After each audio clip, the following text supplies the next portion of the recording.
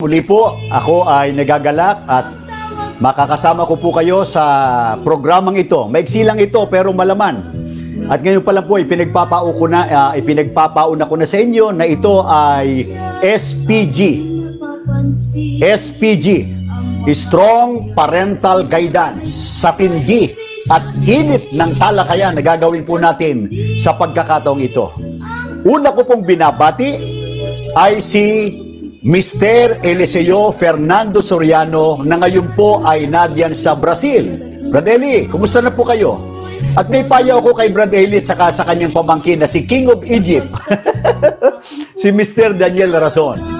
Pag nanonood kayo, at saka yung mga MIC nyo, yung mga kay NP, kung tawagin nga, o parang district ministers, kumbaga sa iglesia, relax lang kayo pagka kayo nanonood. Relax. And fasten your seatbelt. Relax. Kasi nakakarating sa akin, ang daming nababasag na gamit nyo pag pinanonood nyo ako dito sa aking FB Live. Huwag naman, sayang yung magagamit. Halimbawa, nanonood kayo sa television through, kasi smart TV. Relax, sayang yung TV. Yung laptop, bigyan yung ikakalampag. Sayang. Yung cellphone, biglang ibabato. Huwag naman. Kasi wala naman ako sa loob ng cellphone o ng laptop. Relax lang po, mga miyembro at mga alipores ni Bad Eli. At doon po sa mga miyembro ng Andating Daan na naakit kayo kasi hindi nyo kilala si Brad Eli, hindi nyo alam kung ano talagang tunay na aral niya. Sana po ay dumistansya kayo kahit kaunti, mga kababayan po namin. Dumistansya kayo para makita ninyo yung tunay na kulay ni Bad Eli. Ano yung tunay na amoy ni Bad Eli? Ibig sabihin, lahat dapat alam nyo. Baka kasi wala kayong kamalay-malay. Sana nga, ganun. Wala kayong kamalay-malay na ang itinuturo sa inyo hindi na po nakabatay kundi labag sa Biblia. Lalong masama na alam nyo nang labag sa Biblia, pero dahil sa pakinabang, nariyan lang po kayo. Lalo yung mga manggagawang mangangaral. Ano po? Bueno, binabati natin muna ang mga sumusunod. Teka, bago ko malimutan, maaari po kayong mag-text sa number na ito, yung mga gustong makipag-ugnayan. Dumarami po Saka yung mga nagbabalik loob sa iglesia, para maggabayan namin kayo kung anong dapat ninyong gawin. Ano po? 0935-528-2434. Ulitin ko po, 0935-528-2434. Bueno, binabati natin ang mga sumusunod. Unahin natin si Papa Bing Hernandez. Medyo hindi na siya, bumabata ho sila pagka nanonood dito sa ating programa. Si Papa Bing Hernandez diyan po sa Taytay, Rizal. Ingat po kayo at yung mga bata. Happy 70th anniversary po sa Birac, Catanduanes. Kumusta na po kayo? Ingat kayo mga kapatid. Happy birthday po kay Dabdab. Kay Dabdab, diyan sa, malayo ito, sa North Pole, Alaska. Happy viewing po kay Kamar and Ate Helen. Ayun, ka Ate Helen Nukup. Ingat po kayo diyan sa Hawaii. Aloha. Happy birthday po kay ka Jerwin Lau Castro at Malubag family. Kumusta po kayo? Lokal ng Buwak, Marinduque. Ingat kayo. Lokal ng Morial Sorsogon. At sumusubaybay din sa atin ang Depano family diyan po sa Des Moines, Washington. Des Moines ba yun? Okay. Ka Ricardo Tabigne. Salamat, sumusubaybay po kayo. Lokal ng Helsinki sa Espoo and Vanta, Finland, Northern Europe, international. Brother Eli, etong international. Ikaw dyan nakarating lang po kayo sa Brazil international na. Ito nga pala si Doc, si Brad, doktora to. Doc, Brad Eli, doktora yan si Brad Eli kasi nang-i-inject. Hindi naman doktora nang-i-inject sa mga bata. Yung mga, tawag doon? Sa mga bata. Mga pediatrician. Ayan. Si Brad Eli po, pediatrician. Kaya tawagin natin siyang doktora. Doktora Dalaginding. No po? Pagbati rin po sa Irawan, sa Palawan North, si Ka Jun Soriano, walang bitaw si Ka Jun. Alam niyo si Ka Manuel Soriano Jr., hindi po sila kamag-anak ni Doktora. Sila po ay ministro sa Iglesia ni Cristo na Ayan, ginawang tagapagturo sa mga nagbiministro. At kapitbahay ko po, talagang walang bitaw sa panonood sa atin. Kahit daw replay, lagi nilang pinonood. Ano po? Kajun, ingat po kayo. Magkita tayo mamaya. Ano po? O bukas. Ka Vicente Frasdilla, North Atlanta, Manama, Bahrain, Villas Family sa Luzon. Ito pa, binabati natin mga sumusunod na ito. Pabati raw ang lokal ng Mount View sa Cebu City. Ayan. Lokal ng Hawaii, Kuya Wilson and De Las Tes. Lokal ng Silangan sa Western Samar.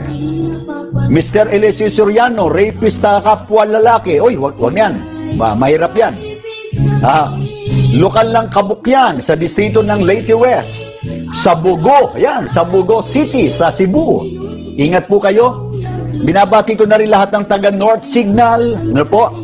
Happy viewing po kay kapatid na Dylan and Reggie Ramos. Yan po sa Milan, Italy. How are you, my beloved brother and sister? I hope that whatever happens in this world, stay healthy. Ano? Kapatid na Dylan. Siya ang tagapangasiwa po dyan sa Milan, Italy. Yan ang pinisang buo ko na magandang lalaki. Kumusta po ang Manukay? Manukaw, New Zealand. Nasa isip ko lagi si Bad Eli. Alam nyo, I want to be honest with you. Napapanaginipan ko po si Bad Eli. Alam po nyo bakit? Kasi pagtulog ko, ang binabasa kong talata, yung unang Korinto 6:9. At mamaya, babasahin ko muli. Bad Eli, huwag kayong relax lang po kayo. Ano po? At binabati na rin natin itong nabautismuhan po. Pakiupo na natin, yung ating audio, yung background ni Bad Eli. Dahil po sa panonood dito sa ating programa, alam nyo, nakatutuwa unay sa tulong at awa ng Panginoon Diyos. Dati-rati, itong mga sumusubaybay na ito, galit sa akin at sa amin doon sa programang Ang Tamang Daan, doon sa telebisyon. Tapos dito nagpatuloy sa panonood, nagsuri, sila po nagpadoktrina. Nakinig sa Iglesia ni Cristo, nagpatalang mag-iiglesia na, tuloy-tuloy sa pagsamba at kahit po, sabi nga ay nahinto yung pagsamba sa loob ng gusali sambahan dahil sa sitwasyon, dumadalo sila sa pagsambang pangsambahayan. Ito po, nakatutuwa. Sila po 10 years nakaanib sa MCGI or Members Church of God International. 10 years. At yung babae po, si kapatid na Jovita Gutierrez, kasi ang asawa nila, si kapatid na Marcelo, medyo may edad na po. Na-stroke sila, pero awa ng Diyos yun, naka-recover, yun. Si Jovita Gutierrez po, ay local treasurer. Ingat yaman sa lokal ng ang dating daan, diyan po sa Zambales. Kanina po, nabautismuhan na sila, diyan po sa Batangas, sapagkat yung kanilang anak, nariyan po sa lokal ng San Carlos, sa Batangas North. Ito po, nakakatuwa, tingnan ninyo. Nabautismuhan na po sila, yon. Yung nasa, si kapatid na Marcelo, ayan, may tungkod nga po sila. Bad Eli, sana wag ka magtungkod, ano po. Ayan. Yung nasa gawi ko rito, yung babae, ay si kapatid na Jovita Gutierrez. Anak po nila. Ayun. Yun. Sila nag-anyaya, saka yung kanilang apo na makinig sa Iglesia ni Cristo. At ngayon po, awa ng Diyos. Yun na, nabautismuhan na po kanina. Congratulations po sa inyo at sa iba pa ng mga nagsusuri. Sana tuloy-tuloy. Sila po ay dating talagang aktibo. Masasabi nating fanatic member ng MCGI. Talagang matindi ang paghanga nila dito kay Doktora. Ba't ba doktora? Ano na lang po, kay Dalaginding. Ano po? Ito, walang tigil itong si Doktora Dalaginding sa paninira sa iglesia. Walang tigil. Ito, ipanonood ko po sa inyo. Anong sinasabi niya? Ito na isang gabi lang. Hindi sana ako mag-AFB live ngayon, kaso hindi ko matiis. Talagang nag-uumigting yung puso ko na sagutin ito. Ang lahat ng mga mamamatay tao, lahat ng mga sinungaling na pagliligaw sa mga tao ang ginagawa. Sa dyablo yan. Ito, mga mananambake Satanas itong mga ito. Magpakunwari pa kayong mananambake Kristo at sa Ama. Hindi nyo kayang patunayan dahil sa kasinungalingang ipinopromote nyo. Badeli, kumapit po kayo sa inyong upuan. May mababasag na namang gamit do sa Brazil o kaya dito sa UNTV. O, King of Egypt, relax lang kayo pagka kayo sumusubaybay sa akin. At yung mga itiniwalag sa iglesyang sumama sa inyo dyan, relax lang kayo. Nagsusumbong kayo kay Badeli, nakakarating sa akin eh. At sa susunod, ipanonood ko. O, nagsusumbong kayo kay Badeli. Ito po si Sandoval eh, may mga sinasabing ganto-ganto. Ba't hindi po nyo sagutin? Badeli, naghahanap ang miyembro po ninyo. Ang daming kong tanong, hindi nyo sinasagot. Ang dami kong tanong. Halimbawa, sinong nag-ordina o nagpatong sa inyo? O bukod kay Yuli, sinong nagpatong sa inyo? Dalaginding, saan kayo nabautismuhan? O, kaya hindi kayo kaanib, mga kababayan naming ang miyembro ng dating daan, papayag ba kayo na yung puno nyo na nanghihingi ng abuloy sa inyo, hindi naman miyembro dyan? Kaya hindi katakataka eh, na hindi kayo ipagpagawa ng magaganda at maaayos na gusaling sambahan at ang kanyang ipinagagawa at ipinagawa nga pala ay isang magandang mansyon. Oh. Magandang mansyon sa Brazil na nagkakahalaga ng $2.5 million. Ang lupit ni Dalaginding. Eto, panoorin natin. Ang totoo, napapansin yan, maging nung mga hindi kaanib sa Iglesia ni Cristo eh. Dapat natatandaan nyo yung ginamit ko rito yung video sa YouTube ni Ginoong Rex Cayanong. Siya po, hindi Iglesia ni Cristo, si Katoliko. Pero dahil sa nung kanyang punahin, itong samahang dating daan, eh pati siya. Oh, minumura na, katakot-takot doon na mura text ang inaabot niya mula doon sa mga miyembro ng ang dating daan. Ang lupit talaga. Yun ang naituro ni Badeli. O kaya may panawagan ako kay Mr. Rex Cayanong. Kasi nariyan na pala yan sa DZME. Ano po? DZME sa 1530 kilohertz. Ang kanyang programa pala, nakita ko kanina dun sa YouTube, ano po, ay Monday hanggang Friday. Monday through Friday sa DZME na 3 to 4 p.m. Monday hanggang Friday. At nakahook pala sa YouTube at saka sa Facebook. Itatype lang yung DZME 1530 kHz. Etong sabi po ni Mr. Rex Cayanong tungkol kay Doktora Dalaginding. Eto. Baka hindi nyo ho alam, eto ho si Eli Soriano, mga kaibigan, abay matagal na ho nagtatago ho sa Brazil. Di ba? Kung natatandaan nyo ho, abay nakabili na ho to ng mansion ho na nagkakalaga ho na $2.5 million. Sa madaling salita ho, nasa 127 million. Ilan lang ho yan? Doon ho sa mga na-investo ni Eli Soriano na matagal na ho nagtatago ho sa Brazil. Ngayon, sabi ho ni isang televiewer ho natin kanina, and then Garrick say, paano hindi ho magtatago? Di ba? Eh, sinampaan ho ng kaso ho. May nagsampa ho ng kaso ho ng rape. Ito hong si Beridiano, kung di ako nagkakamali, lalaki ho, yung nagsampa ho ng kaso ho ng rape na si Daniel Beridiano. Di ba? Kaya, simbilis ho ng kidlat, tumakbo ho yan sa Brazil. Tapos yung mga piskalya ho, abay, inoperan ho nung ale. Rex Cayanong sa Target on Air. O Beno, pinarinig ko po yan para mapansin ninyo, eto, hindi Iglesia ni Cristo, si Mr. Rex Cayanong. Mr. Rex Cayanong, ang sasabihin ko lang ay welcome to the club. Bakit welcome? Eh kung paano ako minumura, tinutungayon nitong mga troll ni Doktora Dalaginding, eh pati pala kayo nakakatikim na riyan sa grupong yan. Matindi ang grupong yan eh. Pagka ang pag-uusapan ay pagmumura. Kaya, balikan natin yung video ni Mr. ni Doktora Dalaginding na yun daw mga sinungaling, yun daw ay mga anak ng dyablo. O, tingnan natin. Sino ang nagpahayag ng tungkol sa di umano ay bautismo sa Iglesia ni Cristo. Ito matagal ko nang hiningi kay Dalaginding eh. This is one of his accusations against the church or the Iglesia ni Cristo. Please watch this. Iglesia ni Manalo, 7 taon din binibinyagan na. May record ako eh. Binabautismohan na. Mali yan. Hindi kailangan ng bata ang bautismo para maligtas.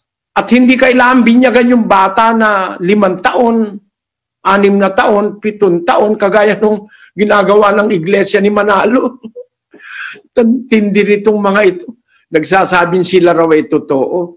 Ang lakas ng loob na baliwalain ang salita ng Diyos. Ang mga bata, hindi kailangan niya na binyagan.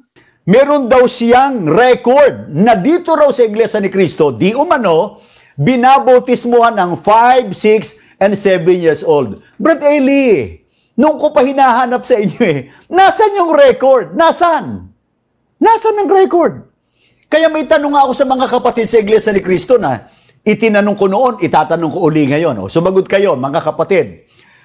From different parts of the world. North, South, East, West. Ano po? Ilang taon binabautismuhan ang bata dito sa Iglesia ni Cristo? 5 years old ba? 6, 7, or 12 years old? Pakisagot po. O yan, mag-comment kayo. Ilang taon binabautismuhan dito ang bata? Kasi doon dinudoktrinahan eh. Ilang taon dapat simulang doktrinahan o pangaralan? 5 ba? O, ng mga pangunahing aral sa Iglesia ni Cristo? O, tingnan natin, yung mga sumasagot dito. O, sabi ni Betty Celis, 12 years old. O, sabi ni Gutierrez Gabriel, 12 anyos po, pataas ka Michael. Si Kalani, 12. Tamayo, 12. Si Chris Mayor, 12. Si Roten Soriano, 12. O tama, 12 years old. O si Tristan Monforte, nanariyan pa po sa North Pole, sa Alaska. Isipin nyo kung gaano kalayo. Hanggang doon, 12 years old. Ang dapat bautismuhan. Ano po? Ayan si Rebs Pilasa, 12 years old. Clara, 12 years old. Talagang 12 anyos. Walang nagko-comment na 5 years old ang binabautismuhan dito sa Iglesia ni Cristo. Si Charlie Monforte. Yan yung gwapo kong bayaw. 12 years old. Kamukha ko yan eh. Buti lang di sa kamukha ni Dalaginding. Yan. Talagang 12 years old po. Hinaghihintay ako nang maglalagay dito ng 5 years old.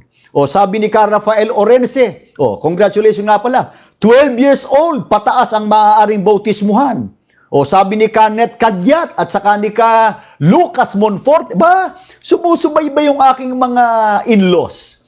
Alam niyo yung in-laws ko, magandang lahi yan eh. Totoo yan, totoo. Yan. Ayan yan ang mahirap pagka-live, hindi mapigil yung damdamin at yung totoong hindi mapigil, totoo eh. Brad Eli, ito ang live. Yan ang live. Kagandahan din ng live, tipid sa kuryente, sa studio, walang cameraman, isa lang ang camera woman ko. Makeup artist, yun ding aking camera woman. Yung director at floor director, yun na rin. Yan ang kagandahan ng live dito sa bahay. 12 years old. Sa maikling salita, mga kapatid at mga kababayan namin, yung mga hindi kaanib sa Iglesia ni Cristo, yung sinabi po ni Doktora Dalaginding, Doktora, mamaya paliliwanag ko doon sa mga ilan nakasubaybay, bakit Doktora? Ano po? Yung sinabi ni Doktora Dalaginding na di umano, 5, 6, or 7 years old, di umano, binabautismuhan na sa Iglesia ni Cristo, tanong, siya ba'y nagsasabi ng kasinungalingan? O hindi katotohanan? Mamili kayo. Ang sinasabi ba niya ay kabulaanan o kasinungalingan? Dalawa lang ang pamimilian nyo. Kaya nung ihayag ko rito, hindi totoo na binabautismuhan dito yung 5, 6, and 7 years old. Hindi totoo. Aba, alam nyo, bumanat si Dalaginding. Ito yung banat niya. Meron siyang tinatawag na rebuttal. Pero tingnan ninyo, panoorin nyo. At saka yun ang aatake sa akin sa social media. Hindi raw totoo sinasabi ko na nagbabautismo sila ng 7 taong bata. Sino may sabi sa inyo hindi totoo? Napakaraming saksi, mga dating iglesia ni Manalo. Binautismo ang 7 taon. Hanapin mo nga yung ebidensya na yan. Ang pinapalitaw, naninira lang daw ako. Hindi totoo. Ba't ako maninira? Hindi ako naninira. Kayong naninira. Nagbobotismo naman kayo talaga ng bata eh. O, tinan nyo itong mass baptism nyo. O, ilang taon yung bata na yan? Ilang taon yan? Bata yan eh. Hindi raw totoo nagbobotismo sila ng bata. Lukohin mo, lelang mo, Sandoval. Yung lelang mo, lukohin mo. Pero meron kami ebidensya. Mga kapatid namin dito, dating mga iglesia ni Manalo eh. Kaya alam ko, nagbobotismo kayo ng bata. Ayan, maramihang bautismo sa Binondo, Manila. May bata, maramihang bautismo. May bata. May retrato tapos meron akong hawak na ebidensya na nagbabautismo kayo talaga ng bata. Kaya, masasabi ko mga kapatid, sa atin, hindi tayo nagbabautismo ng 7 taon, 8, 10, hindi natin binabautismohan. Ito, Dalaginding. Nasaan ang sinasabi po ninyong ebidensya na sa Iglesia ni Cristo ay nagbabautismo kami ng 5, 6, or 7 years old? Ilitaw nyo. Ilang araw na, nagbibilang ang mga kapatid sa Iglesia diyan sa ipinahayag nyo. It is a fabricated lies against the Iglesia ni Cristo. But Eli, English yan. Sabi mo kasi, hindi marunong mag-English ang kapatid na Felix Manalo. Nagkaroon ng Iglesia ni Cristo sa Amerika, hindi naman nangaral si Manalo ron eh. Yung mga miyembro nilang nag-apag-asawa ng Amerikano, yun ang nag-umpisa ron. Pero hindi nangaral si Manalo ron. Kaya alam ko hindi nangaral, di marunong na English si Manalo eh. Hindi naman sa panghahamak, hindi marunong na English si Manalo. Antindi mo? Natatanda mo yung turo mo? What did the Catholic Church did? Hindi ko malimutan yun. Kung makapanglait ka sa kapatid na Felix Manalo na hindi rin marunong mag-English, paano mangyayari yun? Sa susunod babalikan ko yung bahaging yan. What did the Catholic priest did? What did the Catholic priest did? Bueno, yayamang si Brad Eli, walang nailabas na ebidensya.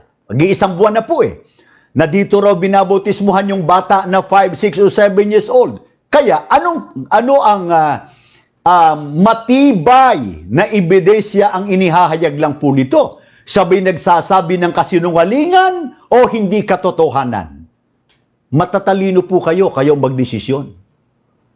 Kaya ang mga apostol, pagka binasa natin sa Biblia, anong katangian ng mga apostol? Halimbawa si Apostol Pablo sa kanyang pagtuturo. Pakinggan nyo, sulat at pahayag ni Apostol Pablo kay Timoteo na kanyang kamanggagawa sa panahon ng unang iglesia. Unang Timoteo 2:7. Ganito ang ating mababasa.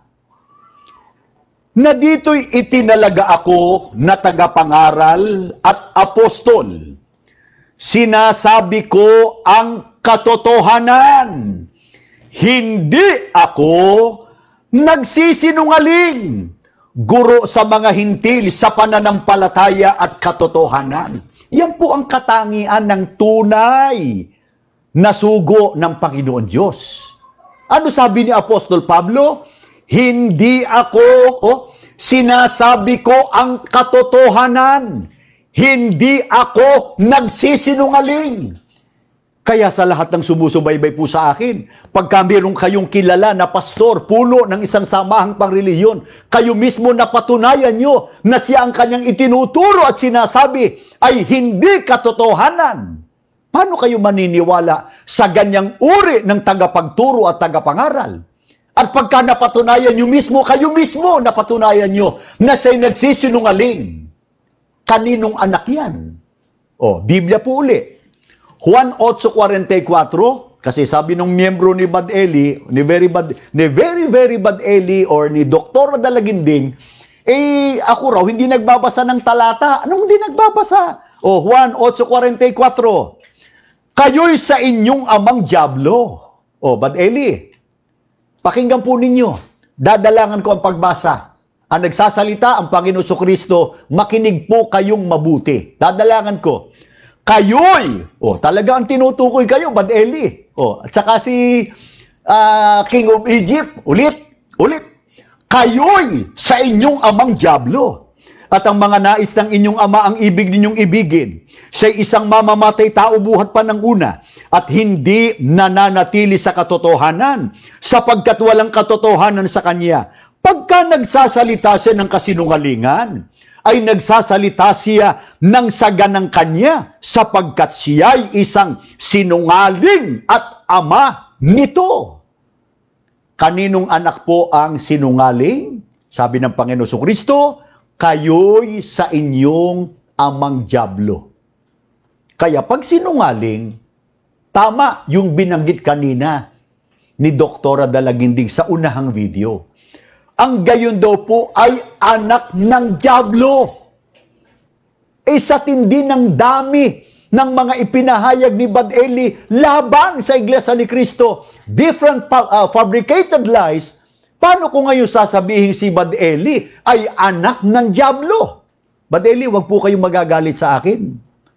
Ito, dadalangan ko. Hindi lang po kayo anak ng dyablo Hindi po.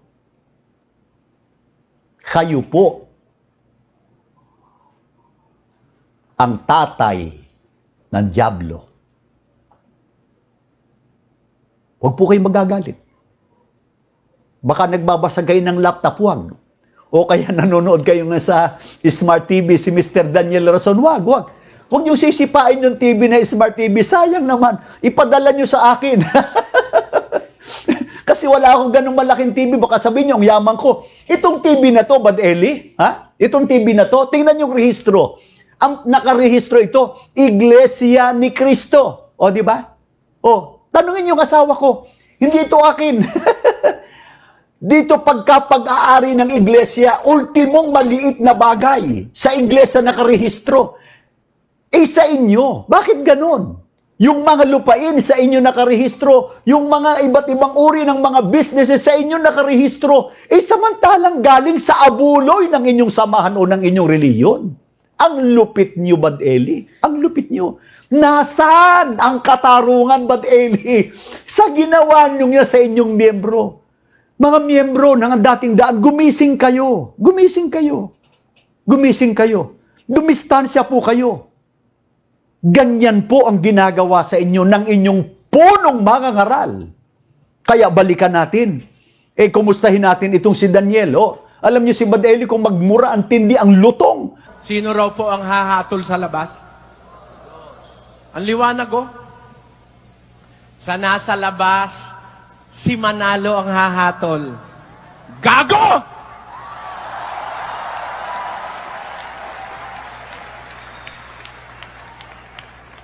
Ang pastor na humahatol sa labas ng tunay na iglesia, gago, tanga, inutil, tarantado! Baka gusto nyo akong kagalitan. Baka meron ditong pastor ni Manalo ngayon. Pumasok ka! Patutunayan ko! Gago yung puno mo!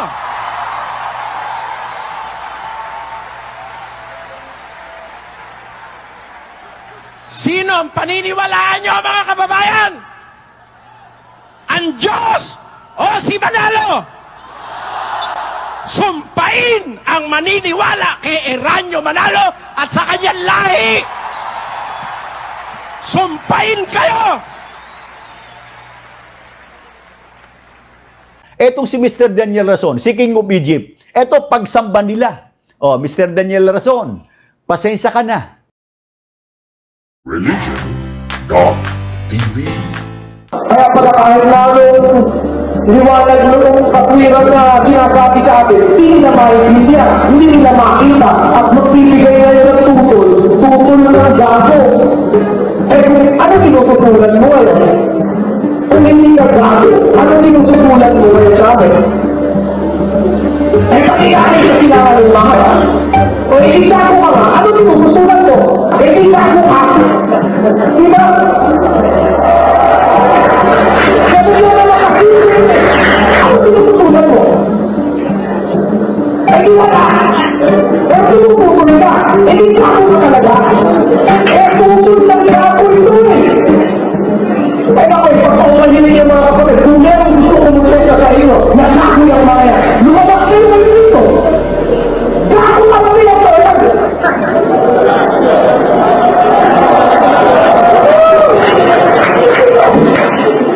Napasin nyo? Yan o, broadcaster, si Mr. Daniel Rason. Nakita nyo? Narinig nyo? Akala nyo pagkabait-bait, napakamaginoo pagka nakaharap doon sa kanyang doon sa kanyang programa sa UNTV, doon sa kanyang radio at saka yung television program. But in fact, pagka po siya naroon sa kanilang pagsamba, nasa tribuna, doon sana dapat lalong maging maayos at banal ang sinasabi. Pero doon nagtututo ngayon kung ano-ano. Ang lupit nitong magtsuhin na to. Bakit hindi ka taka-taka? Ganun yung tsuhin niya eh. Kaya, eto, ano yung sinabi ni Bad Eli Soriano laban sa Iglesia ni Cristo? Alam nyo, si Mr. Soriano, mga kababayan po namin, paulit-ulit, ayaw ko sabihin makulit, paulit-ulit ang kanyang isyo na paninira sa Iglesia ni Cristo. Paulit-ulit. Eto, inulit na naman niya. Yung nangyari po sa Punta Santa Ana, Maynila, bago i-play, kasi noon, may pangyayari po, may ilang mga kapatid na kalalakihan na na-involve doon sa pagpatay, doon sa mga, sabi nating estudyante doon sa Punta Santa Ana, Maynila. Inuunahan ko na po. Hindi doktrina sa Iglesia ni Cristo ang pagpatay. Hindi po. Hindi aral. Kaya pagka merong lumabag sa batas ng tao at batas ng Diyos, lalo na, hindi po kinukonsinti ng namamahala sa Iglesia ni Cristo. Ang gayon po ay itinitiwalag. At kung merong naapi sa kabilang panig na hindi Iglesia ni Cristo, tumutulong pa po ang namamahala para yung dating kapatid namin na itiniwalag ay maipakulong. Yun ang katunayang hindi po kinukonsinti. Hindi kinukonsinti. Halimbawa, yung pakikiapid sa kapwa lalaki, hindi kinukonsinti dito yan. But Eli, hindi kinukonsinti dito yan. O, eto, pakinggan ninyo, si Bad Eli. Kaya yung mga iglesyang nagsasabi sa Diyos sila, patapos pumapatay ng kapwa. Ay, kahit baligtarin mo ang mundo, hindi ako maniniwala sa Diyos yan. Biro mo, basketball lang, 5 estudyanteng Katoliko pinatay sa loob mismo ng compound ng kapilya. Tingnan ninyo ang record ng Supreme Court Reports Annotated, Volume 339, August 28, 2000. Ang kaso, People versus Abella. Biro mong iglesia yan, pumatay na ng kapwa-tao, pinagtulong-tulungan sa kanilang loob ng kapilya, ipinagtanggol pa hanggang sa Supreme Court. Alam ng hanggang Supreme Court nakarating yung kaso na yan. Ibig sabihin, talagang kukonsintihin nila ang pagpatay ng kapwa kung kakampi sa kanila. O yan, kanina, sinabi ko na po, hindi kinukonsinti ng pamamahala sa iglesia ang mga lumalabag sa aral o doktrina. Gaya halimbawa ng iba't ibang masamang bisyo o kaya ay pagpatay. Labag yan sa aral ng Biblia. Kaya ano ginagawa? Ikalawa, itinitiwalag. Kaya una, hindi kinukonsinti. Kalawa, katunayan hindi kinukonsinti. Itinitiwalag. Kaya yung mga na-involved doon. Sa kaso na yun sa Punta Santa Ana, itiniwalag ng kapatid na Iranyo manalo. At napansin ba ninyo ang, ayaw kong sabihin, twisted ang utak nitong magtiyuhin. Ayaw kong sabihin ganon. Kasi ang sabi nila, may record daw sa Supreme Court na itong Iglesia ni Cristo may kaso ng pagpatay. Tingnan ninyo kung yung ipinakita niya. Balikan natin para mapansin po ninyo. Ang nakalagay ba, bago i-play, ang nakalagay ba, People of the Philippines versus Iglesia ni Cristo. Ganun ba? Ulitin natin. Biro mo, basketball lang, 5 estudyanteng Katoliko pinatay sa loob mismo ng compound ng kapilya. Tingnan ninyo ang record ng Supreme Court Reports Annotated, Volume 339, August 28, 2000. Ang kaso, People versus Abella. People versus Abella. Pakipos. Ayan. Nakalagay, nababasa nyo. People versus Abella. Yung Abella, yun po ang involved do sa krimen na naganap. Ang nakalagay ba, people versus, people of the Philippines versus Abella, versus Iglesia ni Cristo? Ganun ba nakalagay? Hindi po nakalagay na versus INC or Iglesia ni Cristo. Kaya paninira. Hindi po Iglesia ni Cristo as an organization ang nagsagawa ng pagpatay, kundi individual na kaanib. Bibigyan ko ng halimbawa. Halimbawa po, may isang samahang pangrelihiyon. Yung puno ng rape ng lalaki. Ibig bang sabihin, yung buong organisasyon ng rape na? Ganun ho ba? Ganun lang ho kadali eh. Total ang ginagamit po ni Dr. Dalaginding ay yun daw record sa Supreme Court. Bueno, gamitin natin ang record sa Supreme Court. Eto, galing po sa Supreme Court, eto nakalagay. Ayan. Total, may kasabihan sa Ingles, let's give them a dose of their own medicine. Inuulit-ulit nyo yan, di umano, nasa Supreme Court, hindi naman Iglesia ni Cristo ang may kaso, kundi yung individual at itiniwalag na yon. Bueno, pagbibigyan ko kayo, meron akong hawak, galing po sa Korte Suprema, 3rd Division sa Manila. Ano nakalagay? Republic of the Philippines Supreme Court, Manila, 3rd Division, notice. Sirs, madams, please take notice that the court, 3rd Division, issued a resolution dated October 1st, 2014. Malapit sa birthday ko. No. October 2 kasi ako eh. October 1st, 2014. Ayan. Pagkatapos, doon na natin ituloy kasi umapila sa Supreme Court itong grupo ni Dr. Dalaginding na mapawalang bisa yung sabi nga madismiss yung kasong rape na isinampa laban sa kanya. Anong sinasabi dun po sa batay mismo sa record? Itong tunay na record galing sa Supreme Court. Yung page 2. Ayan, dito na natin babasahin. Nakikita nyo mga kababayan namin, paki-enlarge itong bahaging to so that everybody would notice what is written there sa record ng Supreme Court. Ayan, GR. Yung GR ay hindi yan CR, Brad Elia. General Record number 204839. Eliseo F. Soriano versus People of the Philippines and Daniel Veridiano. Ito ang totoong versus.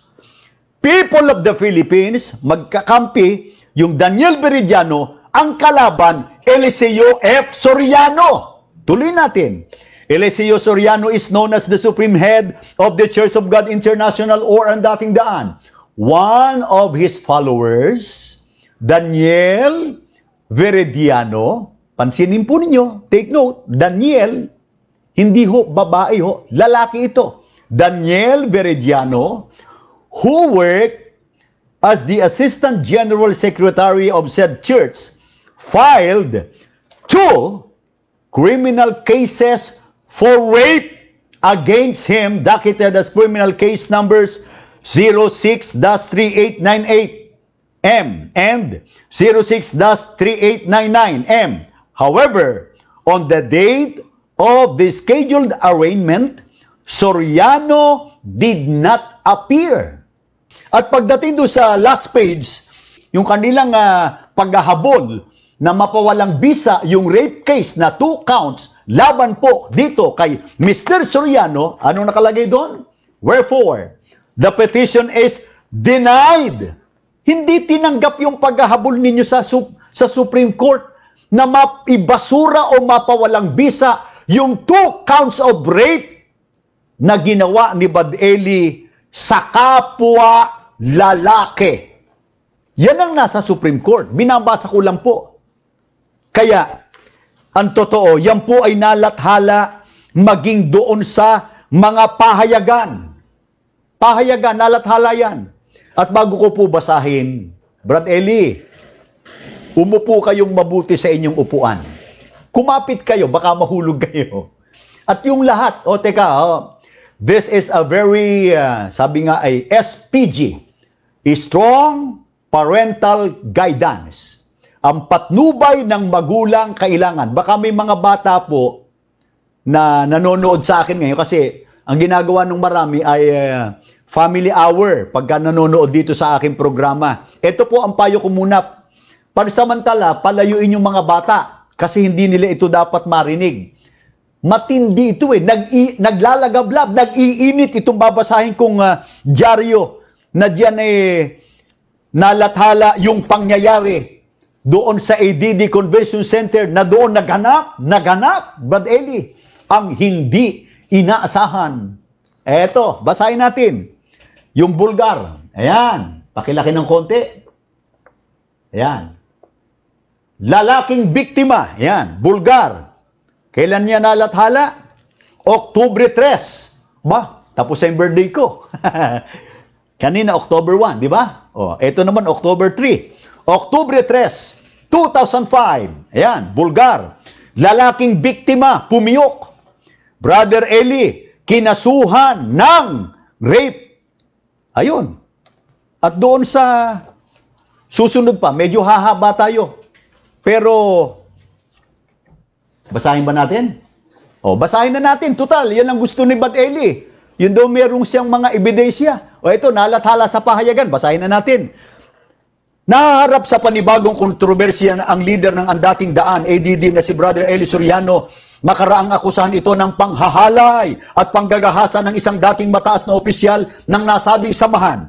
Batay sa sinumpaang salaysay na ipinasa sa City of San Fernando, Pampanga Prosecutor's Office noong Setyembre 29, 2005 ng biktimang si Daniel Puto Veridiano, dating Assistant General Secretary ng ADD, may sapat na gulang, nakatira sa 1250 Tambunting Street, Santa Cruz, Maynila. Ipinatawag umano siya ni Soriano bandang 1:30 ng hapon noong Mayo 17, 2000 sa loob ng kwarto ng ADD leader sa Apalit, Pampanga. Eto na. Ayon sa biktima, baka may bata, huwag kayong manonood muna, huwag kayong makikinig.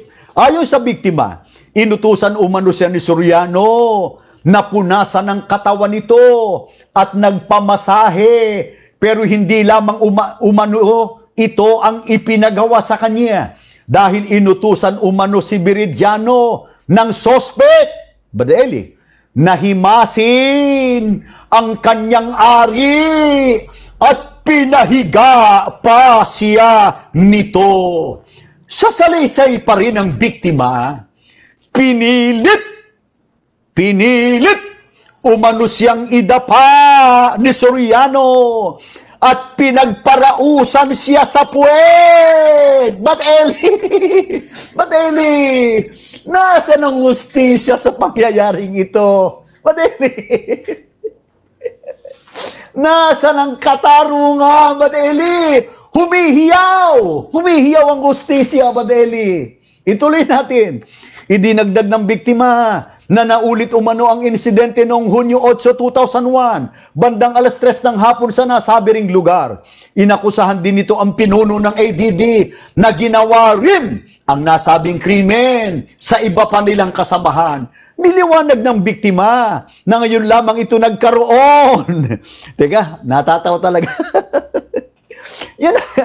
Yan ang nasa Bulgar. Yung nalathala noong October 3, 2005. Magandang pa-birthday ito sa akin ni Bad Eli. Eto, teka, hindi lang yan. Ito pang isang nalathala. Ito ang lupit nito. O mga bata, huwag mo na kayong lalapit. Ito ay strong parental guidance. O, hindi ko ito gawa. Ito po ay nalathala sa isang pahayagan, investigador. Kailan naman? Oktubre 1, 2001, 2005. Ito. Naging sunod-sunuran ako sa paniwalang sugo siya ng Diyos. O, yun ang sabi ng biktima. Yan, nakalagay po.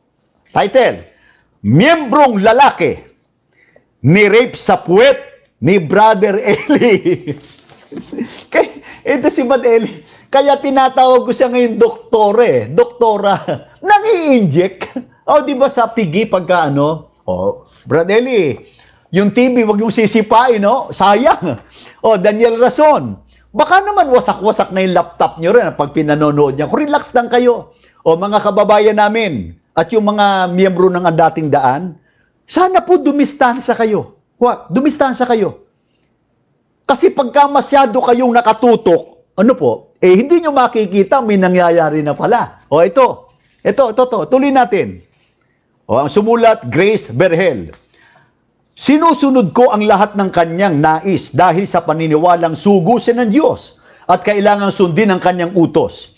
Para sa akin noon, ang sugong katulad niya ay hindi maaaring magkamali at walang gagawing masama kailanman. Ganyan niya pinaniwala ang kanyang miyembro kasi. O, tuloy natin. At ang kanyang malalaswang pinagagawa sa akin at sa iba ko pang kasamahan sa ang dating daan ay pagpapakita lang ng pagmamahal sa kanya. Uy, tindi, di ba, Daily? Ibang klase po pala kayong maghayag ng pagmamahal sa kapwa lalaki. Ang tindi. Ulit, tuloy natin pala. Ito ang salaysay ng isang lalaking tumiwalag na miyembro ng ang dating daan matapos magharap ng kasong acts of lasciviousness at rape laban sa leader ng religious group na si Brother Eli F. Soriano. Sa kanyang 2 pahinang affidavit na inihain kay Antonio the Fourth, Magdasol, ng Assistant Provincial Prosecutor sa San Fernando, Pampanga, sinabi ni Daniel Puto Beridiano, binata ng Tambunting Santa Ana Cruz, Maynila, nagsimula ang panghahalay sa kanya noong Mayo 17, ayan na, 2000 sa ADD Convention Center sa Apalit, Pampanga. Sipin nyo, yun ang dako ng kanilang pagsamba. Doon gumagawa ng panghahalay. Tuloy natin. Si Beridiano ay Assistant General Secretary ng ADD simula noong Hunyo 1995. Naging manggagawa o church worker umano siya upang makasama araw-araw si Brother Eli. Nagsimula umano ang kalbaryo ni Beridiano bandang 1:30 o 1:30 p.m. noong Mayo 17, 2000 nang ipatawag siya. Tadahan-dahanin ko po para dramatic entrance. Ipinatawag na ni Brad Eli si Brad Daniel Beridiano sa kanyang silid. Eto na. Nang ipatawag siya sa kwarto ni Brother Eli at inutusang imasahe ang ADD leader. Ilang saglit, nagulat ang biktima nang ipahimas at ipalaro sa kanya ni Brother Eli ang ari nito. Hindi pa nakontento. Pinahiga siya ni Brother Eli at inipit ang ari nito sa pagitan ng kanyang mga hita. Takot na takot ang biktima. Subalit hindi siya makatutol sa kanilang leader. O mga bata, wag mo na kayo makikinig. Layo kayo, layo mga bata. Layo, hustisya ang kailangan dito. Layo kayo. Tuloy natin. Takot na takot ang biktima. Subalit hindi siya makatutol sa kanilang leader. Sabik na sabik, pinadapa siya ni Brother Eli. Ipinamasturbate ang ari nito. At nang matigas na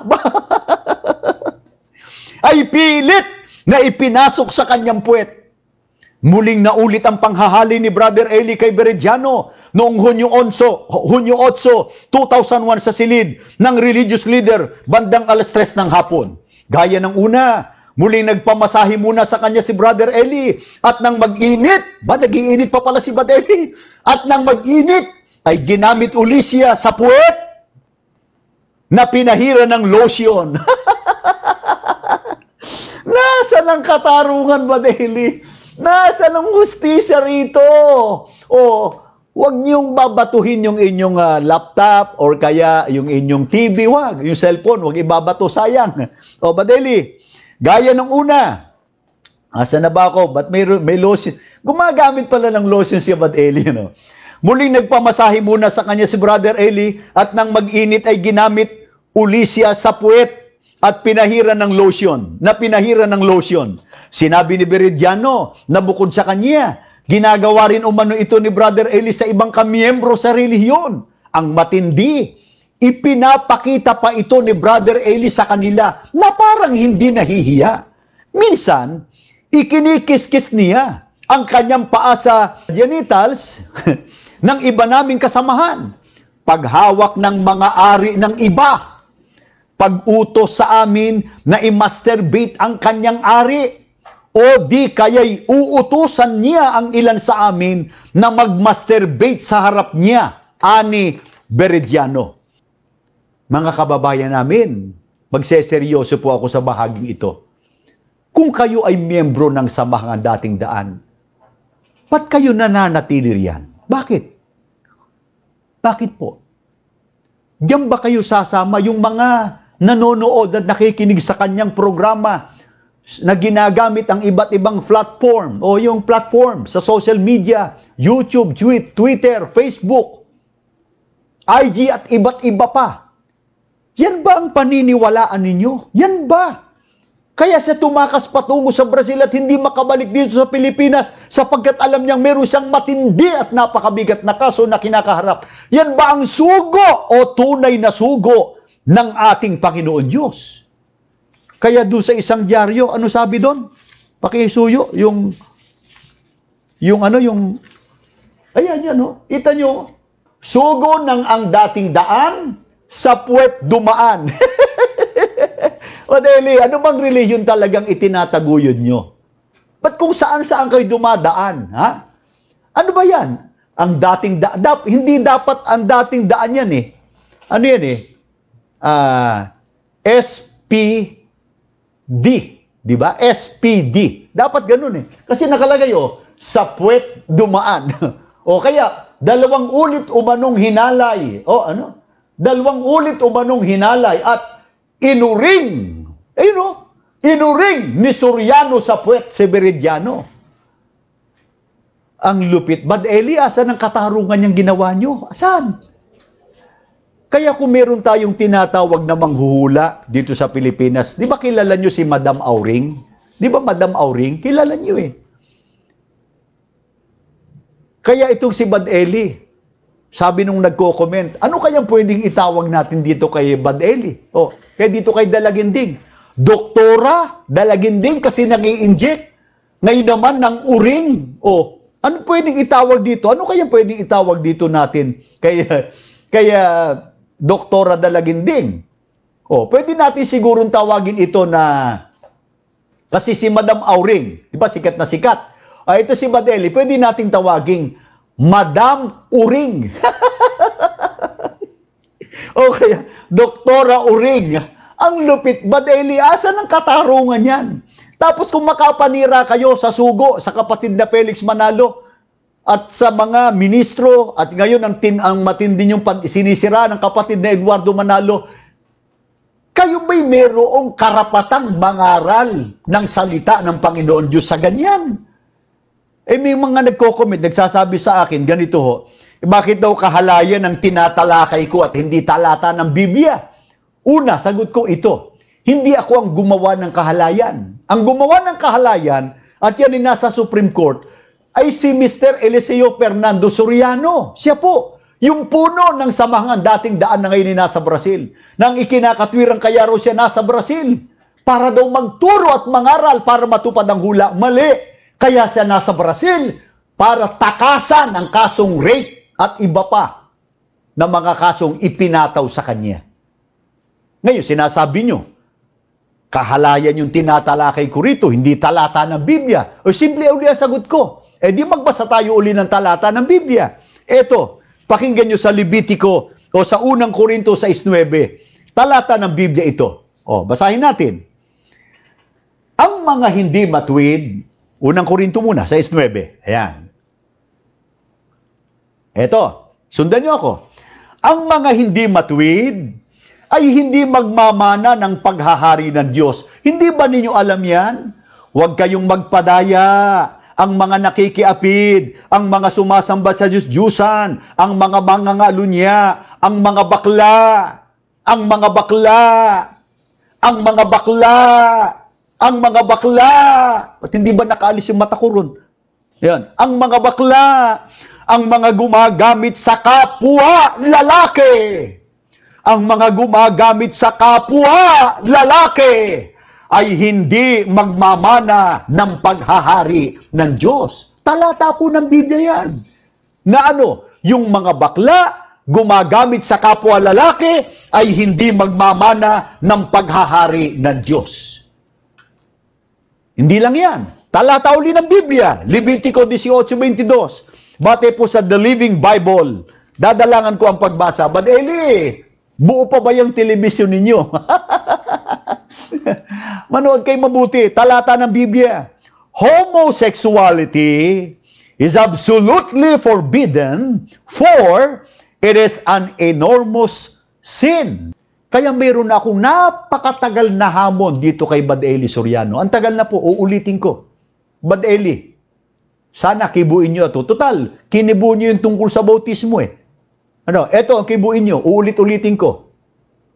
Kasi inuulit-ulit nyo naman yung paninira sa sugo, sa kapatid na Felix Manalo, at sa buong iglesia. Kaya uulit-ulitin ko rin yung paraan ng aking pagtatanong sa inyo. May kasabihan nga ay, let's give him a dose of his own medicine. O di ba? Tama ba English ko? O ito. Okay. But Eli, uulitin ko.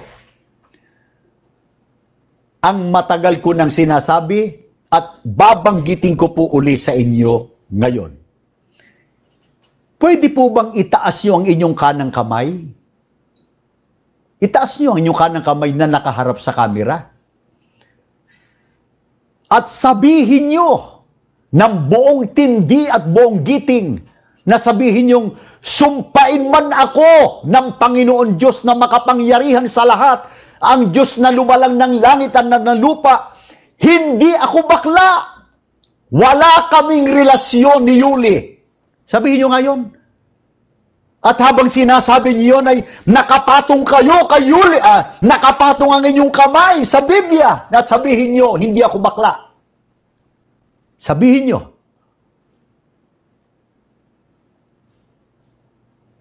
Tumigil ako sandali kasi namimili, choosy si Brother Eli ng sinasagot. Ang dami kong inire-raise na tanong. Pero ito ang hindi niya matats. And isipin niyo itong nalathala sa pahayagan. Karumal-dumal. Yang edad mong yan, Bad Eli, nag-iinit ka pa? Bad Eli.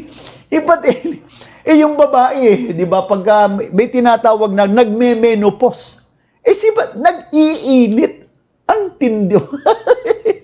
Nasaan ang katarungan, Bad Eli? Nasaan ang justisya? Nasaan?